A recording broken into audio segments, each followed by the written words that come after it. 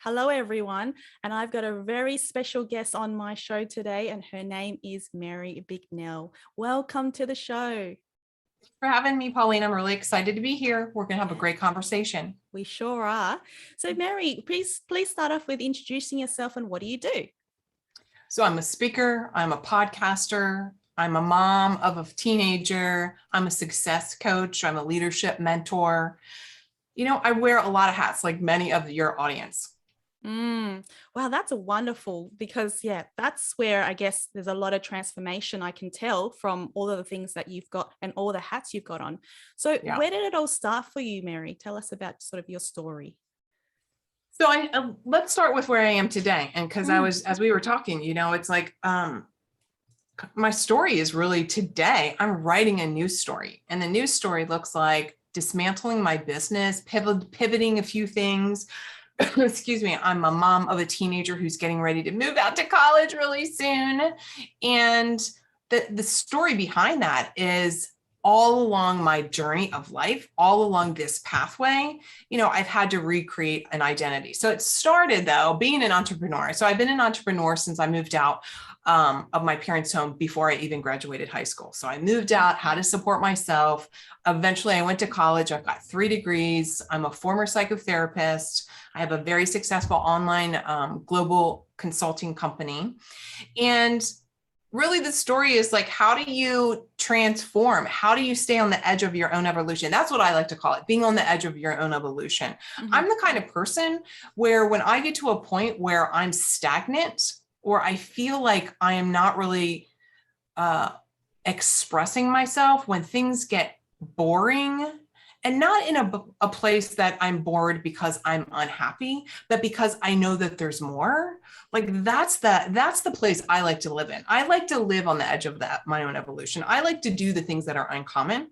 Mm-hmm. So there's many pieces to that. It looks like, so I've had an interior design business. I've been a clinical social worker. So what that is, I worked in mental health, psych hospitals. So it's kind of ironic, right? So it's like psych hospitals, people who are really, really ill, emergency rooms. I did all that years ago. And now I have a global company. So I get to talk to people all over the world. Very different. How did that happen? So one of the things that I think everybody needs to know about themselves is like, how do you work best? The way I know I work best is I like to be fast. I like to move through things quickly. Mm-hmm. And I really like to get lots of information and figure out the best pathway. So that's why I could have a degree in interior design. I could be a consultant, a coach, and all these things, lots of information and streamline it. Yeah. So you can wear many hats because of that. But, exactly. So Mary, exactly. I'm really curious about, you like to work really fast. And you've worn all these hats before, and you're like evolved, you've gone onto your edge of evolution, as you say, many times. Is this something that you've always innately had, this kind of characteristic or this burning desire to work this way? Or was that shaped based on your experience? Like, who were you before versus how? Such a great question. Yeah. I've always worked that way, and I think this is the thing that is so important, that we really all need to know ourselves, right? So I've had to look in the mirror many times and just recognize, I'm a go-getter. I am at that pace. But people who are slower can still have a lot of success. It's really the key point here is know thyself, know how you work, know what you how you want to be in the world. Personally, I like to be a person that's a fast-paced, I talk fast, I walk fast, all the things. And my clients, I want that kind of client, because I've learned through the years that when I work with somebody who has a slower pace, which is completely fine, for me personally, it's draining. I don't feel as creative. I want to see quick results and high impact action. And I want to see people have massive thought breakthroughs, right? I'm a clinician, I'm a coach. I want transformation for people, and I want it quickly. Really, I want it quickly because I think maybe it's just I want to be able to taste everything in life, right? Yeah. I want to be able to do things. I want to have results that allow for me to do things, which includes, of course, making money, right? Mm-hmm. So for me in my lifestyle, I want to be able to, once once we're done with COVID and we're all on the tail end, depending on where people are listening to this, right? But really be able to have opportunities. Like that's what it's all about for me. How can I create opportunities? Really, it's my brand, Lead a Life Uncommon. Like, how can I choose to be the leader of my life, be responsible, and live something that's uncommon? Because look, the truth of the matter is, when I chose to move out of the house before I graduated, it was scary. But I didn't want to just do the thing my parents said, right? Like go to school, get a good job, da, da, da, da, da. I didn't want their life, right? And there's no role model. They never went to college. They never aspire to things. And that's a challenging place to be. And I know that a lot of people have that. They've got something really big inside, and yet there's nobody there like high-fiving them, pushing them, going for it. And it takes bravery. I use this acronym in my business, being bold. Bold stands for being a brave, outgoing leader, deciding. Of course, deciding to lead a life uncommon, but it starts with being brave because it's scary. I mean, let's get into reality. When you're making a transition, or you are living on the edge of your evolution, or you're aspiring, it's really, really scary. And I don't think people talk about that enough. You know, we can talk about all the good, but there's a lot of fear that goes into making changes. Exactly. And a lot of it actually maybe stops people as well. So let's take it back to like the time when you said, you know, you wanted to move out of home and all of that. Even that decision by itself, like if you were to be brave and take that next move, and you said that your family, like they're not aspiring, right? Or, you know, inspirational in that sense for you, then if you were to change and go back, or, you know, have that relationship with them, do you ever feel that you have to also kind of like, I don't know, they call it here, take a chill pill, or like just to kind of come down to their level? Like when you step back into their house and you know that that's the environment you're in, do you have to kind of like adapt back to that versus like being yourself entirely, being fast Mary and being go-getter Mary? Do you know what I mean? Yeah. How does that work? Because people get scared about that. It's more like about, yes, like I know that I'm this kind of person and I've like got these big dreams and I want to make an impact. But then it's like, oh, but my, you know, my, where I came from, my culture, my background, if I change, it's real freaking scary to be like, but how is it that environment, like that dynamic? What if they disown me? What if they think this, they think I'm crazy? How do you deal with that? You know, I'm going to tell the truth here, of course, because like my whole value system is about truth and time. And the truth of the matter is, people will disown you. People will judge you. People will dislike you. That's the truth. And I believe that we're given these amazing gifts, and our mission here, right, this short, tiny bit of time that we have on this planet is to actualize those gifts and to really breathe life. Like that's how we really make a contribution in the world. You know, when people are unhappy, when they're not making a contribution, when they don't feel like they have a mission, when they're not like satisfied with living the fullness of who they are. And there's a moment in time where there's plenty of moments. And I know that all of you can listen. And I know, Pauline, we all have these moments where it's right in our face, right? It's go home and be the girl that you used to be with your parents, or step up and be the woman or the man, for the male is like stepping up and being the person, the identity of who you really are capable of being. Personally, my biggest fear in life, I will share it. My biggest fear in life is to put my head on my pillow at night and feel like I've truly wasted the day. And of course, you know, I mean, the rocking chair of life, right? It was like, I just don't want to look back thinking, oh my God, because here's the truth. We all have a journey. We all have our own thing. And what is so terrible, and every single day when I'm working with clients, I experience this with them, is that someone said something, and I call it pee on their dream. It's the truth. They just peed all over their dream and just poo-pooed it and minimized it. And that just leaves that person sitting there knowing that they have something more that they're capable of doing, and it's painful for them. So here's the question I think that we all should really ask ourselves. Do you want to live in the pain of the change? Because it's scary. Change is It's scary. painful. Or do you want to live in the pain of the knowing you're not going for it? Mm. For me, I'm willing to live in the pain of like the fear and the scary and oh my God, I have to go online and all the things that I've had to do over the years. Then what you're saying, right? Going back home. Of course, I go back home. I talk to my parents. They have no idea what I'm talking about. But they haven't had any idea of what I've been talking about for decades. Yeah. So it's not new. And also it's not enjoyable because really, I've made it a practice to try and really know my daughter. And of course, I'm sure she's like, you don't really know me, but it's like that dynamic with the teenager. But there's something that when you're moving past people, you've got to just recognize they're not going to be able to follow necessarily. They're not going to be able to go along. And it could be simple things like this, right? You have a big idea, whatever it is, you want to write a book, you want to lose 20 pounds, you want to create a business, you want to fund a well in some country, right? And you tell someone, it could be your sister who should be like high-fiving you all over the place. And she's like, what are you going to do? How are you going to do that? Who do you think you are that you're going to do that? Da, da, da, da. And what does that what happens? What happens is our brain shuts down and it's just like, don't do that. You're going to be all alone. And that's the fear I think that most people have is the number one fear people have is the fear of judgment of other people. Yeah.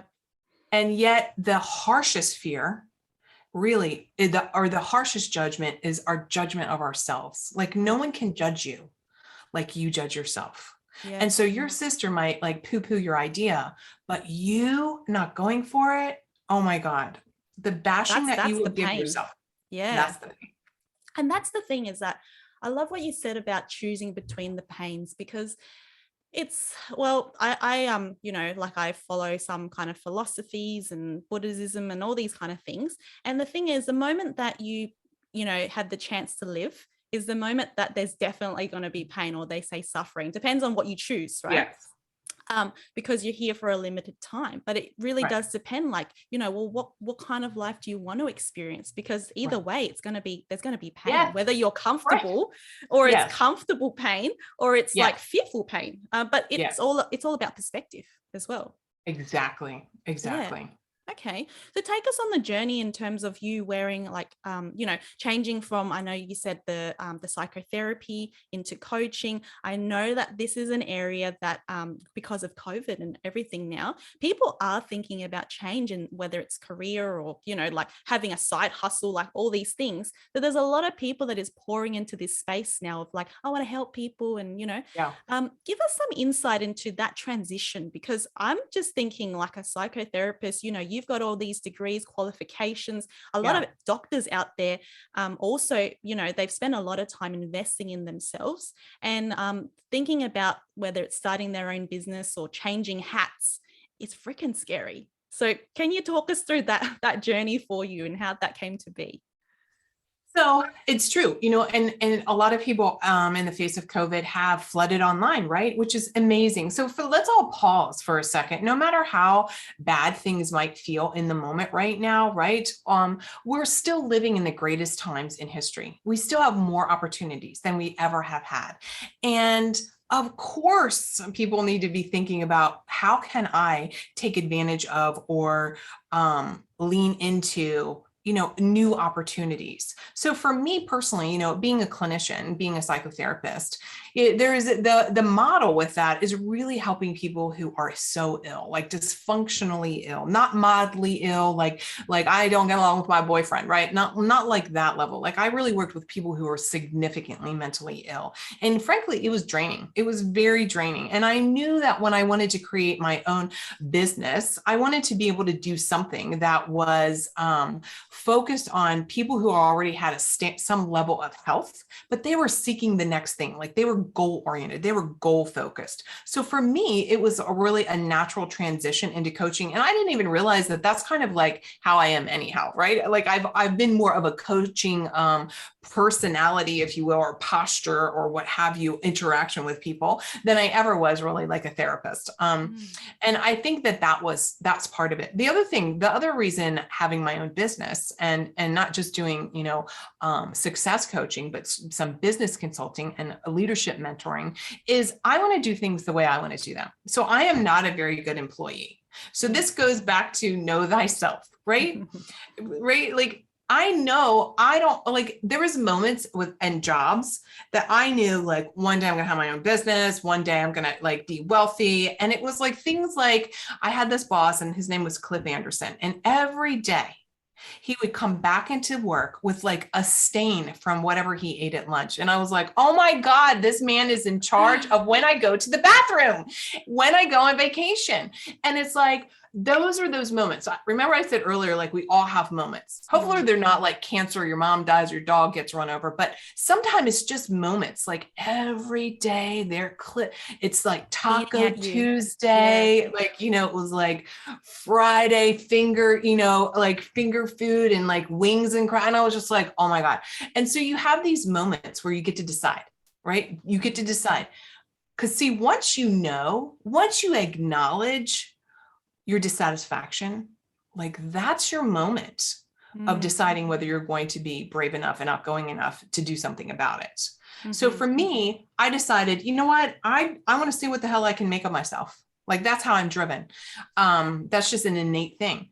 So to create a coaching company. So I started first with being the relationship tour guide. I want every woman to feel loved, honored, and adored. That was my tagline. But I have a history of other businesses and other sales and those kind of things. And so I pivoted to really working with women to help them grow their business, scale their business, and make more money and work less because life is short. So that's what's fun for me. Yeah. Okay. Wonderful. I was very engrossed in that moment there with you as well. I was like, is there more to this? There's so much more. There's so much more. But I was like, I'm going to pause for a second. I'm glad. Thank you for that. Thank you for the space. So important. The know thyself as well. And here's the thing is that a lot of people, I think, when you mentioned about the those moments, the acknowledging, can't remember about the acknowledging the dissatisfaction. That's what you said. Yes. People, they can, and I've worked with a lot of people where I'm like, I can see that with you. I know. They acknowledge the dissatisfaction within where they're at within their life or certain challenges. Yet the thought of, moving on or making a change is still like it's unknown. And I think the fear of unknown is like, it's a huge thing, like fear of uncertainty in that, but if I do this, if I leave my job, if I leave my relationship, then, I'm not going to make enough money. Like there's all these limiting beliefs that come up, right? I don't have time. I don't have the path, like all of these things. And people like you and myself, when we're like entrepreneurs and we're building businesses and stuff, like we like that pain of like uncertainty. We're willing to go through it to figure it out. Of it. It's the game. Yeah, exactly, the game. But for a lot of people, like this is still very new. Like there's a part of them that wants it. And then there's the other part that just screams and goes, like if you do this, you're going to be swimming out there and you won't even know what's going on. I guess talk us through, do you have any insights or wisdom into that? So here's the thing I always like to have people start with. Like, first of all, what do you really want? Now, a lot of times people are like, they're so stuck in their day to day. They actually say like, Mary, I don't really know what I want. And so I want you to think about what is it that you don't want? Like, get a piece of paper out and start writing out, I don't want this. I didn't want to work for Cliff Anderson or a dumb boss anymore. Like, right. I didn't want to like, ask someone when I can leave for lunch. Like, what is it that you don't want? Because that's your guide. Because then it's the complete opposite probably of what you want, right? If I don't want to have a boss, then I'm going to be my own boss. If I don't want to ask somebody when I get like these kind of things. Mm-hmm. So that's number one. Then number two is, what's the real worst case scenario? See, I think that sometimes this is the way our brain is wired. Our brain is wired to really keep us safe. Our brain is designed specifically to keep us in the warm blanket. The warm blanket is good for a little while, and then it gets hot in there, and then you want to let it go, right? Mm-hmm. So your brain is designed to keep you safe, even if you're unhappy, even if it's the status quo, even if it's not exciting. So it's going to seek out confirmation bias that you can't do it. Because maybe you've tried that diet before. Maybe you've started a business before. Maybe you've done something, whatever, you tried to clean the garage out, like, and your brain is like, you never follow through on anything.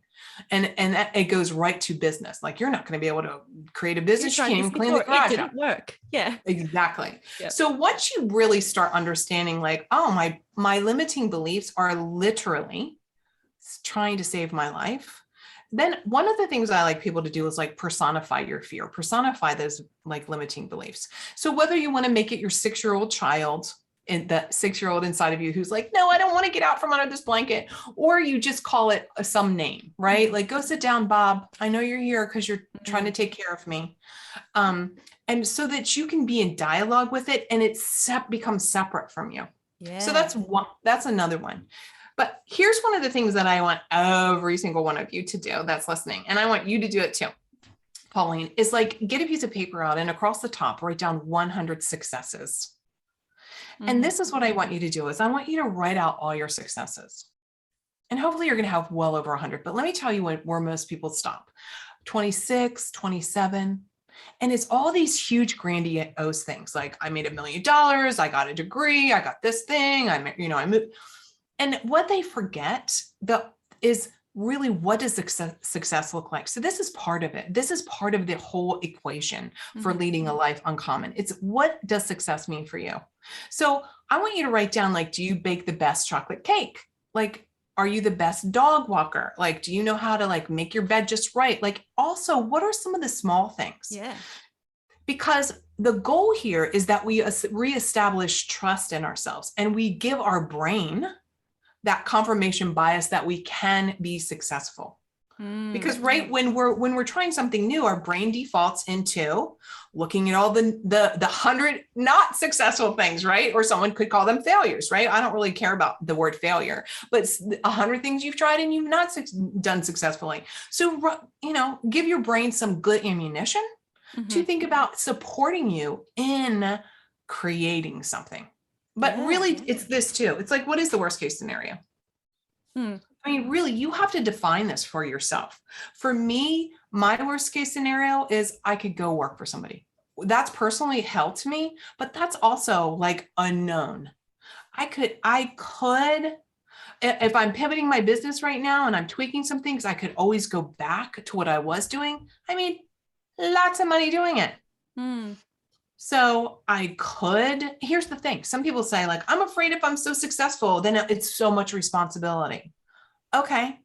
Or I'm afraid that no one's going to want me, like we talked about earlier, right? No, my sister's not going to like me. Let me tell you something. The road to success is not full. And so there will be times that you feel alone. But there are plenty of us that have hit that success milestone and we want more successful. I personally, like 2022 for me is my year of like making some new girlfriends who have plenty of money who can fly to the spa for the weekend, right? Sounds like there's amazing. Plenty of us. I know, right? There's plenty of us that have success and success begets success. So we want to surround ourselves with other successful people. So I want to say like, go for it, right? Go for it. You might be alone for a little while you're looking for your new tribe, but they're out there. We're out there. And you can lovingly let go of people. I've had to do that. I've had to let go of friends because they're not evolving. And I literally cannot have the same conversation over and over for years. I'm just not willing to do that. Yeah. No, I feel you on that. I think, Yeah. it's good that you've zoomed out in terms of there's 7 billion people in the world, or maybe Yeah. more now. And Right. it's like, Right. people are scared that they're going to be alone, but there is so many people out there. And it's a Right. big world as well. And, I think it's just more of that shedding that fear of like that sense of belonging. It's such a deep-seated thing that a lot of people have. Primal. Primal. Um, but it's one of those things where it's like, the cards, there's a quote by someone called Randy, I think, and he said something about the cards that you're dealt with is not the same as like the hand that you want to play. Something along those Yeah. lines is Yeah, like, that's good. even though you're born into like whatever situation that you're in, it doesn't mean that you can't make the decisions to, like you said, be bold and like, make decisions that will actually change or provide transformation to be the Right. same, to be a different person rather than the life you were dealt with. Exactly.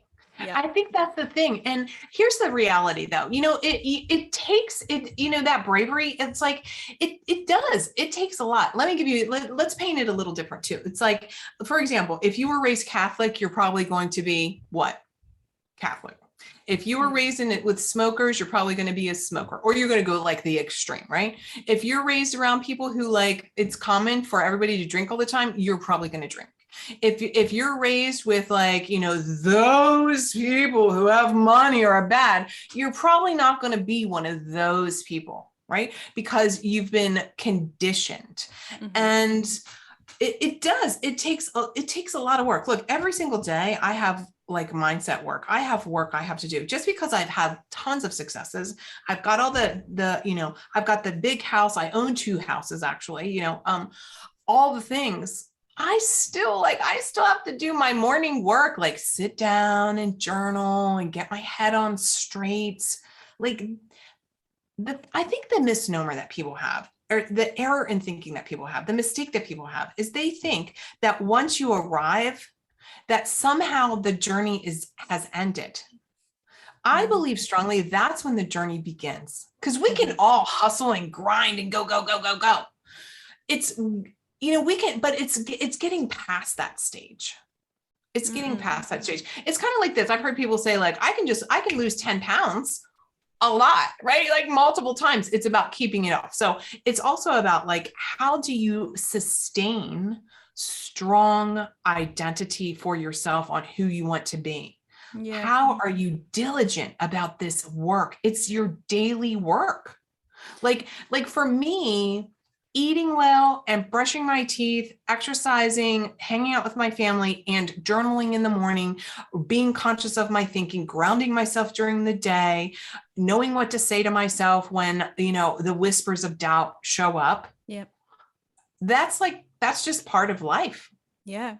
And the thing is that about identity is that you've got to have that or build in those strong foundations for yourself. Yes. Like all the little things that make up, the bigger things. Because if those are kind of shaky, if you're not spending time journaling, spending time with your family, doing the things that matter to you, then everything else, will sort of be a bit shaky on top of that as well. Yes. You talk about success, like from someone that's, in the house, and got the teenager, like all of these things on the other side, like you're definitely, further on the path than myself. Give us some insights into like, because people think that, oh yeah, like, well, she's got it made, or like, they see like wealthy people or people who, they see on the media, right, doing great things. Right. And it can be some kind, that can be intimidating on the other side, where that could squish them and be like, I could never be like her, or yeah, she's got it made, or she might have come from whatever family, whatever it is. Still talk us through the reality of like, even though you're on the other side and you've evolved each time, you've evolved to your evolution now. What are the kind of things that, you experience like within, your life now? Like, is it different from what you had before when you were building up to all this as well? The thing is, like, every new goal should have like built into it a little freak out. Right? Like if like your goals aren't freaking you out and you're just like, oh my God, can I do it? Like they're not big enough. Like dream bigger. So I think yes, like every stage, every evolution of my own identity, every time I want to bust through average into the uncommon success of life, it's still fraught with different things. It's still fraught with different things. Here's some of the differences though. Here are some of the growth points that are really important. I don't care what anyone thinks about me. I'm at that stage, whether it's my age or my stage and success, right? Because they don't know me. And here's the thing that to this point, and so I know, well, let me get back to growing, right? You're growing, you're evolving, you're looking for clients, you're building your business, you're trying to triple your rates or whatever. And you're like, oh my God, are there any people out there who's going to buy my stuff? Yeah, there's 7, but like, first of all, any of you who are building, scaling, growing a business, there are more than enough people in the world that will give you all the delight, right? And all the money that you could ever dream of. That's just your limiting thinking. So that's an example of like, I never think like that. I never am like, oh my God, where's my next client? Never crosses my mind anymore. It's like, it's not even a part of my reality because I know how to build my business. I know what I stand for, but certainly in the beginning, oh my God, it was terrifying because it was like, oh my God, are we going to have to eat like grainy noodles all the time? Am I going to be able to make this business work? But you have to be so committed to what the result is that you want. And here's the thing. So many people quit right before, what do they call it? Like 3 feet from gold. I think it's something like that, right? Yeah. So many people quit right before the big success. And it's because you're tired and you're weary and you're raw from doing all the new stuff. Yeah. So even with me kind of doing some new things with my business, having my podcast, Lead a Life Uncommon, creating the program for that, all the things, like I feel still a little raw because it's still new. Doesn't mean that I haven't created tons of programs, run group programs, have, $40,000 clients, like all the things. It's still new. Yeah. And so that's the delight of it. But here's one of the things that back to, and I really want everybody to hear this. So I'm going to slow my cadence down a little because it's this, I really want you to hear it. It's this important. Our biggest fear is the fear of judgment from other people. Here's the insider secret. Okay. I'm giving this insider secret. Those of us who are successful, we're not judging you. We have our hand out and we're saying, come on. We're not judging you. So when you see someone like me, I know, of course I know I have my confidence, right? I'm an introvert, by the way. So I'm talking fast. I'm confident about what I do, but I'm also an introvert. Could not tell.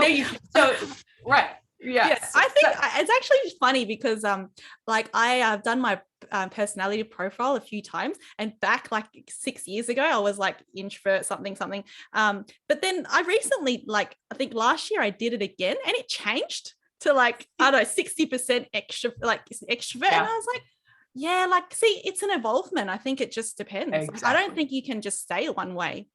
Life changes and you change. So I was like, interesting. Exactly. So yeah, I couldn't tell with you if you're like an introvert.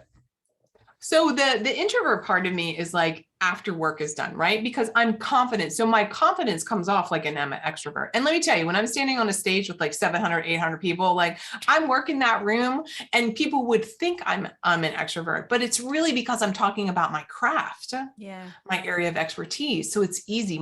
Remember, competence builds confidence. Love that.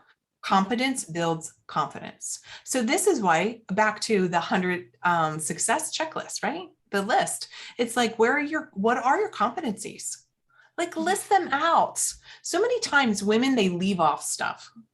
They forget like, oh, I forgot I did this, or I forgot I did this. It could be like, I forgot that I was like the homeroom mother to, and I always had the best party. Like, or it could be like, I forgot that, when I was in grad school, I was the only one who did X, Y, and Z. It's like, there's so many areas that we're competent in that we minimize it because maybe if we're pivoting to something new, we think, oh, that's new. I'm not any good at it. But I want to challenge you all to think about, you're probably really good at it. You probably have a lot of competencies, but just because it doesn't look exactly like it, because you're thinking it's like a square peg in a round hole. Like, I want you to be like breathing in belief to yourself that you're competent in so many areas. And a lot of that is so transferable to multiple disciplines, multiple jobs, multiple careers, multiple businesses. Very true. It's like when I was thinking about, like, with all my transitions that I've done, it's always like I have the toolbox, like I've Yes, accumulated things in the toolbox, and it's just at each level there's a new vehicle, or each yes, job, or whatever, each relationship, you bring different aspects of your toolbox, but they're still there. It's not like exactly. you don't have it at all, Exactly. because life gives you the experience. So yeah, that's great that you mentioned that. Yes, good. Love that. Hmm. Cool. And in terms of okay, so we spoke about that. Um, I want to touch on the triggers, because you mentioned a lot about, edge of evolution as well. At each Yeah. stage, there's obviously a new evolution.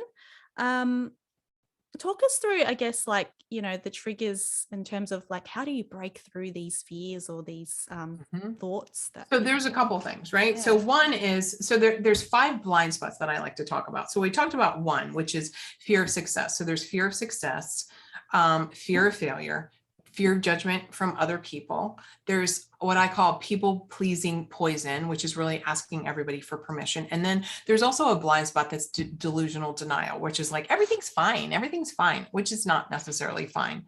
And so we get trapped up in these fears. And so I have this acronym that I use about having the fear breakthrough formula, which I'm actually giving that the how-to for that to your audience. The fear breakthrough formula, fear stands for feelings, expectations, attitudes, and reactions. Mhm. And so you have to become aware of what triggers that fear to kick in, those feelings, those attitudes, and so here's the 4 triggers. So once you can learn how to identify them, and let me tell you, here's the truth, you're probably not going to be able to see it until after. Hindsight will be 2020 until you recognize the repetitive nature of them. So one is relationships. So here's the example that we've been talking about, right? It's like a trigger around your fear of doing XYZ is because of the relationships. Am I not going to have a relationship? If I make more money than my husband, what is my sister going to say? What are the people in my community going to say, my church, et cetera, et cetera. So we really have to understand, does our fear kick in when we talk about what we want in our relationships? So that's number 1. Number 2 is that we start to have to understand, we have to be aware of when we're physically triggered. So many times people are disconnected from their emotional state, which is the feeling in your body. So it's kind of like this, like learning to trust your intuition. When you feel worried, where do you feel that in your body? When you feel anxious, where do you feel that in your body? Okay, once you can identify that, it's like, what happened to make that feeling state occur? Right? Why, like, oh, you get sick to your stomach. Well, what happened? Like, what happened before that?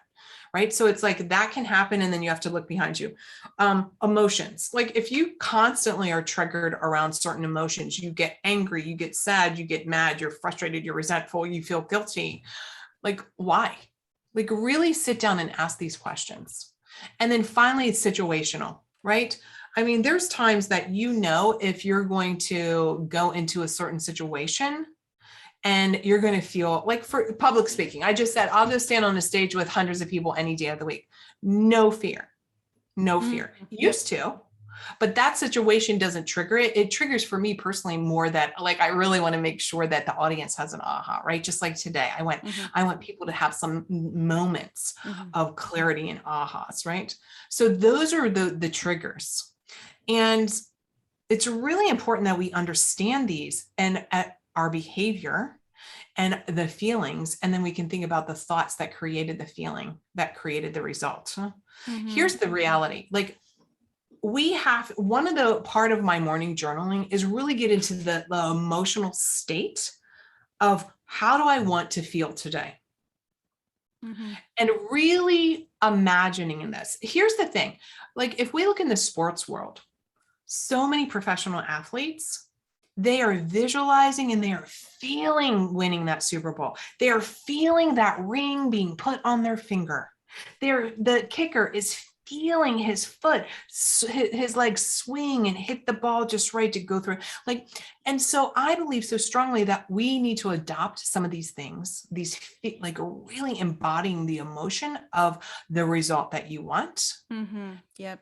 I mean, just even saying Like, it gets me yeah, like, I get go. it. Like, So exciting. Yes. So now it makes a lot more sense in terms of, there's a lot of talk out there in personal development of like set your intentions and all of that stuff. Right. But sometimes, it's not quite clear as to like, well, Yes. what is the intention, like, so it's good that you've put it this way in terms of like start with the end in mind. And if we know that, it's the emotions and it's the feelings that create the thoughts, and then the thoughts go back to the reality and all of that stuff, then it makes a lot of sense in terms of like once you actually embody and like set the intention of how you want to feel, that's when you can really then move in that direction of that feeling, and the actions then follow what that is, and then it reinforces the thoughts and everything. Exactly. Then it becomes, then your brain is seeking that state, that emotional state that your brain wants the body to feel that. So it's kind of like what we were, I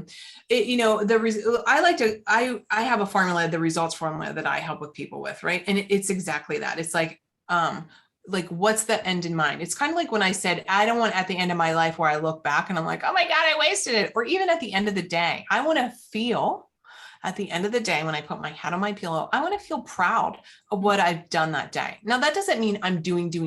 It could have just been, I went for a hike today, but I want to feel proud of myself for feeling like I've enjoyed the day. I've not wasted it. So that's so important. But I love what you said. Like, there's so much like flow, ease, and tension, out there in the world. Fairy. And it's like a bunch of gobbly, right? Like if you're not willing to like have some scars on your knees from falling down and getting back up and falling down again, let me tell you, you're not probably going to have the level of success that you want, because you have to have some scars on your knees. You have to try stuff. And I think that so many times people they see all kinds of ads and it's just like, be in your flow and, or like, just set your intention. And that's not enough. Like that's not the whole picture. There's you need like a whole package. I feel like it's like, even people are like, what are you grateful for today? And you see a lot of gratitude things and it's like, yeah, but then you also need the action. Like you've got there's quite a package of different things, but I think it's also about finding like what works for you. And that also then comes back to then, know thyself. Do you actually know like, how you work, and what you like to do as well? Right. Yeah. Exactly. Self-awareness. Self-awareness. I mean, that's everything. Isn't that what personal development is, right? I mean, like that's the whole thing. I love the personal development. Remember, I'm a clinician, so I'm a trained cognitive behaviorist. Cognitive behavior, what you think about, you bring about the actions.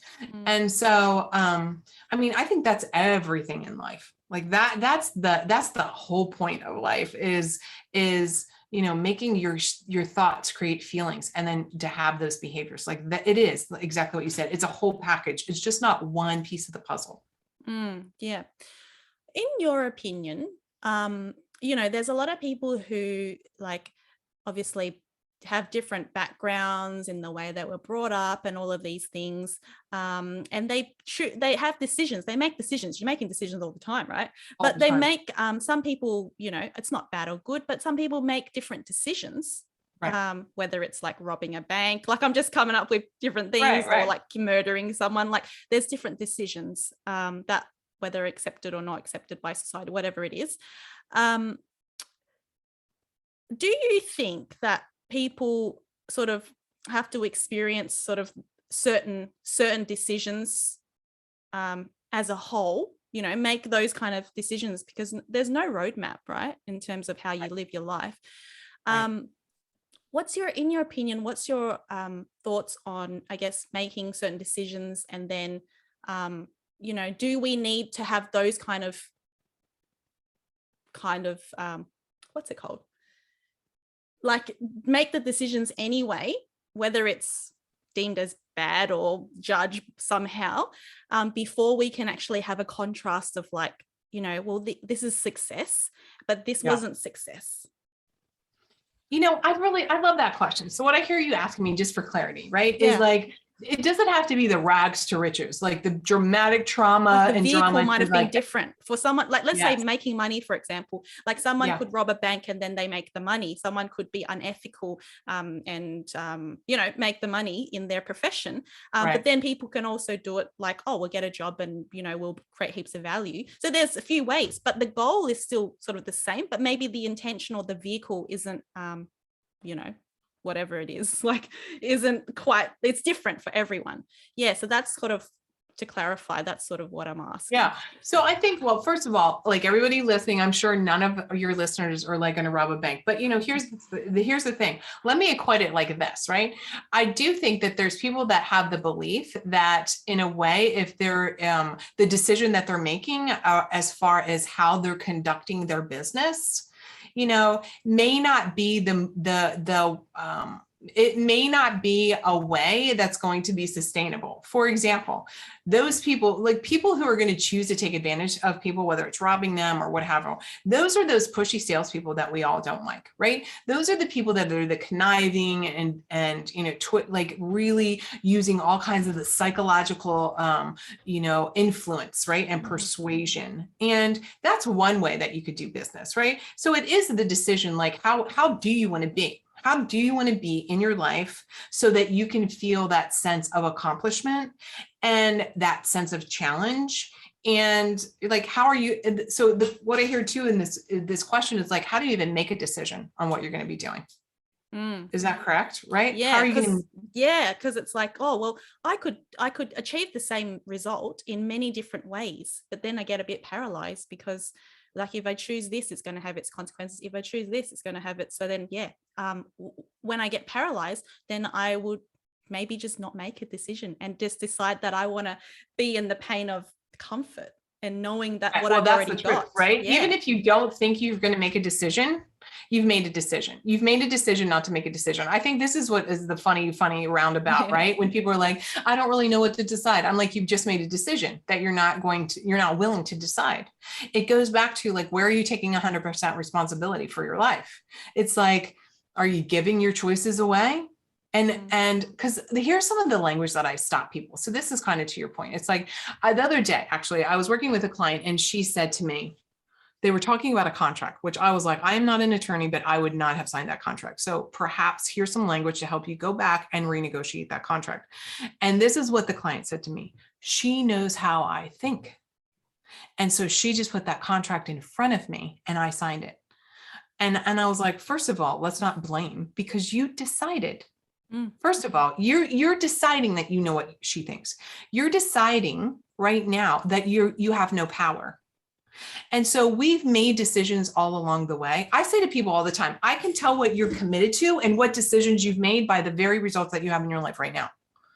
So whatever you have right now, no matter how much you want to give me pushback, those are you're there and you're listening to us right now because you've decided, like something along the pathway led you to listen to this conversation we're having today.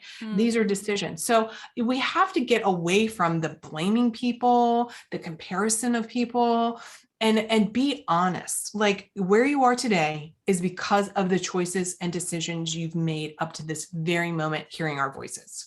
And when you can acknowledge that, my friends, is the game changer. And this is the thing. It's kind of like this. It's the same idea of, those of us who are successful, we're not judging you. We want you more of you, right? So it's the same thing like this. It's like, until you have a baby, nobody can tell you how different your life is going to be. Until you get a puppy, nobody can tell you how different your life. It's like, it's the same thing. Until you acknowledge completely that you are where you are today by the choices you've made in your life, no matter what external circumstances have happened, you're not free.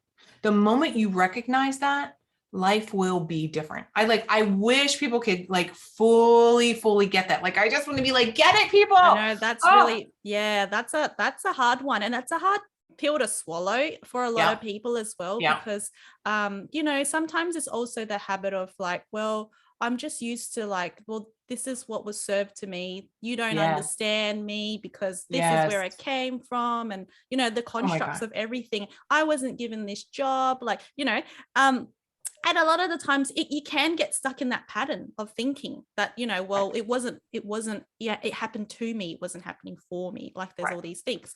But 100% personal responsibility. Yeah, that's a tough one as well. What makes it tough?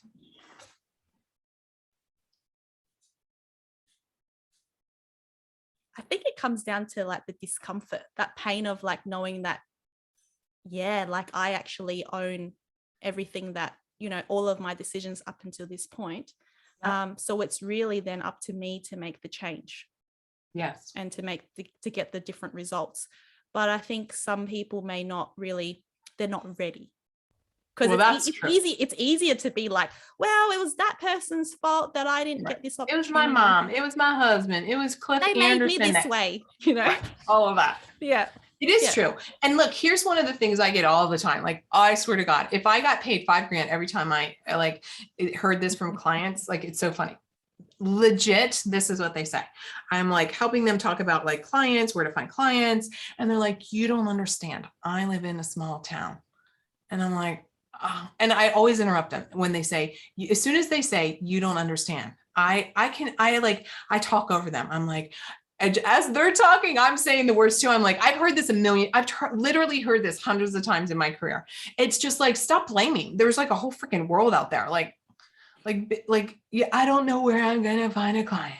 It's like the client is outside your door, or pick up your phone. They're right there. You know, it's like you're focusing on the wrong thing. Focus on the millions of possibilities, not the one thing. But yes. And so that's where it takes responsibility. But of course, terrible things have happened to people. I moved out before I graduated high school because it was not good. I don't need to go into all the things, but most girls don't move out of their house before they graduated high school. And so you have a moment where you're just like, are you going to re-victimize, re-traumatize yourself by living in this like, oh my God, you know, I moved out before I graduated high school and I could never make anything of myself? Or are you going to rise up and be triumphant? Like that is the 100% responsibility. Now, I'm not saying I haven't fallen off the horse. There's been times I'd blame my husband, like, right? Or whatever. Of course. I'm human. We're human. Yeah. But it's like, how quickly can you get back into the state of being a leader of your own life? Taking 100% responsibility is being a leader of your own life. And is that how you kind of reclaim your power as well, by taking that responsibility? Yes. Like it comes down to that, or is there anything else? It's so powerful. This is, like I said, it's just like, until you do it, until you believe it. First of all, you have to believe you're 100% responsibility, have 100% responsibility for your life. You have to truly believe it. And what that means is that you have to put down your blaming. You have to put down your finger pointing. You have to put down your woe is me. You have to put down your martyrism. You have to put down your I'm not worthyism. I don't just like all the BS that you've been clinging to. That's your warm blanket, my friends. Throw that damn warm blanket off, right? So when you can do that, then you can stand tall and proud and lead the life that you want. Lead it. And, you know, being the leader, it's not always easy. Again, it's back to everything that we talked about. You know, you're going to be around other people who are like, well, they're going to push back. They're going to push back so hard because you've changed the dance music, right? It's like you had this relationship. This is why I was saying one of the triggers is relational. You know, you're making changes, you're stepping up, maybe you're speaking out more and you've made a decision. I'm going to move here. I'm going to start a business or what, I'm going to lose 20 pounds. I'm not going out every Friday night to have pizza and drinks with the girls anymore. Like whatever it is. And you're going to get so much pushback. You're just going to get, because you've now become a mirror to other people of what they're not doing.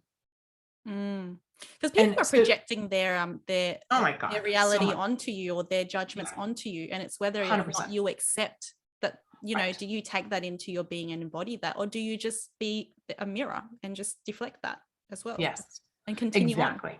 Yeah. And I'm not saying that. I mean, it's funny, like with clients, with the first time when I put a marketing plan together, and maybe the first time that they ever get like negative feedback, I'm always like happy dancing, or they can vox me. And I'm like, oh my God, I'm doing it. You finally got a hater. Like that's a moment when you have polarity, when you're like really speaking your truth in your mind and all the things, and you get pushback, like that's a joyous day. That means you are different than the majority, right? You are uncommon because you're willing to say the truth of what you want to say and how you want to say it. So that's like a really good day, but that's a hard day also for people. Yeah. So it's not that if somebody says something negative to me, of course it stings a little bit, but like for a moment. For a moment. Not to get sort of go down the pitfall of that. It's just like, yes, I acknowledge that, this has happened, and this is your opinion. It's got nothing to do with me, and bounce back to the next day. Exactly. Yeah. And that's taking practice. I mean, there were times in my life that, oh my God, I would just like spin on it. I should have said it this way. I could have said it this way if I would have done that. And That's a waste of time. Right. And so it goes back to like, how do you want to feel in life? I don't want to feel like I'm wasting it. So I work on my, true nature, which is a worrier. So I have to really work on. So by nature, by my constitution of who I am, I'm like anxious, I have anxiety, and I'm a worrier. I have to work on not letting that, those little whispers come up. And they're just like behavior, like it's a part of you, like their behavior, but doesn't mean that becomes your identity, because some people can be like, well, I'm anxious and that's just how I am. And so I can't change that. Like, and I'm like, yeah, but that's just like a part of you. Like you would express that kind of feeling. Yes. In certain moments for triggers, but doesn't mean that you have to stay that way, because it's your responsibility to choose how you want to feel. You're not anxious. It's just an anxious feeling. Yes, exactly. Yeah. I love that you said that, because it's just like, but it's also like the deep compassion that we have for people that want to hold on to whatever it is, right? Their safety blanket. Because it's like by saying like, I'm anxious, I can't do it. Well, that's their way of staying safe, even though it's a hellhole living in that anxiety. They're familiar with it. Yes, exactly.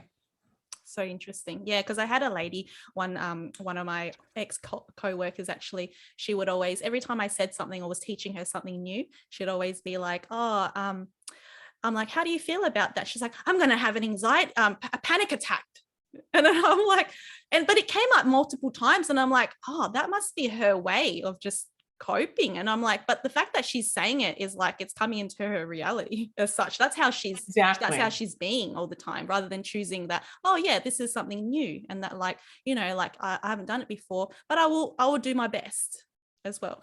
Exactly. I think we need to be so conscious of the words that we're using. Right. If she, like, when I have clients that say something like that, or something negative, or like, I'm so stupid, or whatever. And I'm like, stop. I always interrupt them. Stop. Never say that again. Never say that again. Right. Because you just like, the more it becomes like self-fulfilling, right? Exactly. Prophecy. Yeah. The more you say it, the more your brain goes, oh, you want me to prove that you're stupid? Well, here you go. Right. You want me to prove that you have a horrible anxiety? Like, you want me to prove that you'll like, whatever it is. It's the same thing as like women who are like, there are no good men out there. There are no good partners. Everybody's an asshole. What do you think you're going to attract? Like, stop saying that. That's like the worst thing to say. I can never lose weight. I am a terrible sleeper. I like, oh my God, it's just, but again, it's a habituation. But it cracks me up, because I'm just like, stop saying that. Yeah. And that's that morning work, right? If so a lot of times I'll have clients do this. Like, I'll say, just put a little sticky note, like a little Post-it note, wherever you like are hanging out most of the day. And every time you catch yourself saying something derogatory, something negative, something self-effacing, something that is not supporting you, whether it's by words speaking aloud to someone else, or just aloud or in your mind, put a little check mark.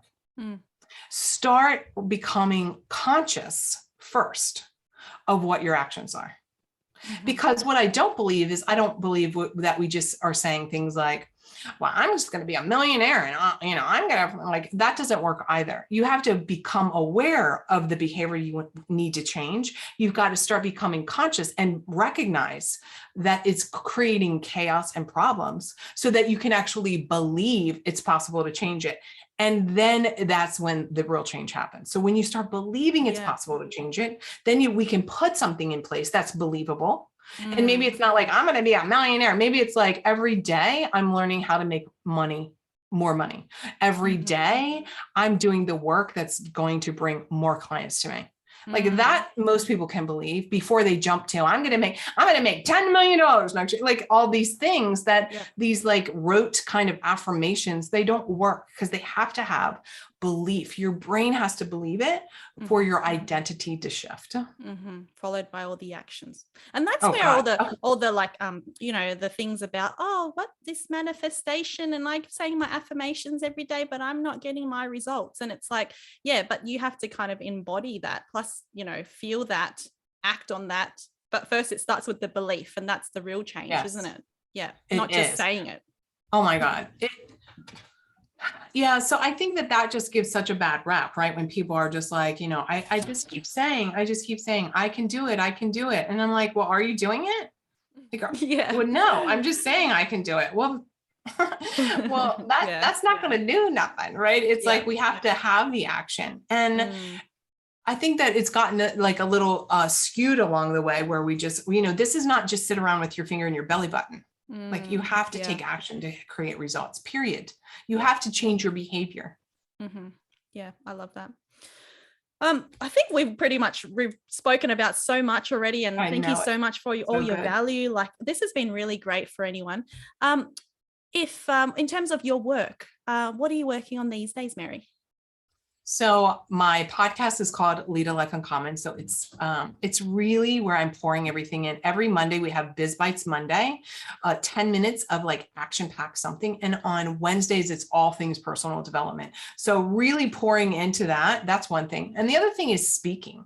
Here's my prediction. So whenever you're listening to this, maybe this will come true because you've listened to that in years from now, or when this goes live, right? Is that, post-COVID, people are hankering for connection. We're wanting connection. So I'm going to start speaking again. That's how I built my business originally, speaking on stages, making those connections, right? I miss seeing people and being around them a little bit since I'm an introvert, but at least for that, right? So that's another thing, speaking. That's a fun project that I'm working on because I think that all the people that have come online, there's going to be so many people now that go offline. So that's really the two things that are like most dear to my heart right now that I'm working on. Wonderful. Cool. And we can always drop all the links in the show notes so people can connect with you as well. And I like to just end this podcast with a couple of questions for you as well. And first one is, now that, you've accomplished at the stage of your life at the moment with everything that you have and everything that you've achieved, what does fulfillment mean to you? That's so good. Fulfillment means to me that I feel free to actually be my real self in every area of my life.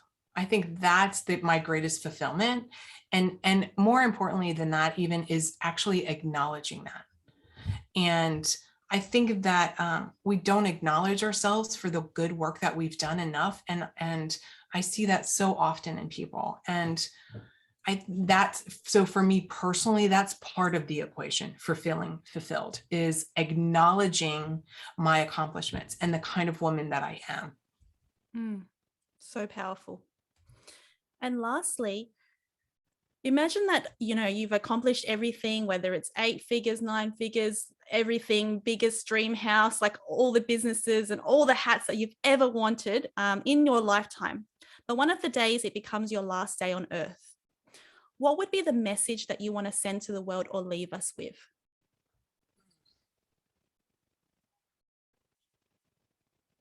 Decide that your dreams and your goals and your desires are more important than all of your fears, that they're bigger than all of your fears.